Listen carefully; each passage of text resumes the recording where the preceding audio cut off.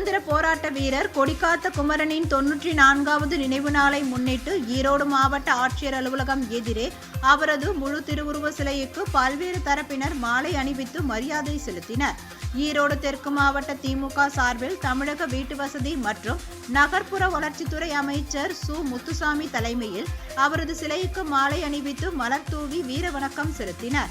தொடர்ந்து காங்கிரஸ் கட்சியின் நிர்வாகிகள் மற்றும் செங்குந்த மகாஜன சங்க மாநில துணைத் தலைவர் நந்தகோபால் உள்ளிட்ட பலர் தியாகி குமரனின் சிலைக்கு மாலை அணிவித்து மரியாதை செலுத்தினர்.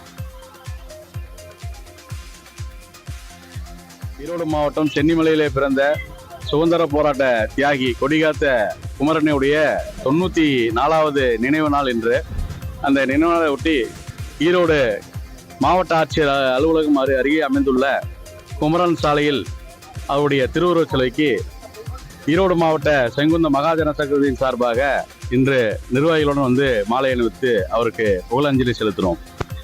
அதேபோல் இந்த 94 வருடம் தியாகி குமரன் அவருடைய இந்த ஈரோடு மாவட்டத்தின் மண்ணின் மைந்தன் அவருடைய புகழையும் தியாகத்தையும் போற்றும் வண்ணம் ஈரோடு ரயில் நிலையத்துக்கு தியாகி குமரன் ரயில் நிலையம் என்று பெயர் வைக்க வேண்டும் என்று இந்த நேரத்திலே மத்திய அரசிடம் கோரிக்கையாக நாங்கள் தென்னிந்திய செங்குந்த மகாஜன சங்கத்தின் சார்பாக வைக்கிறோம்.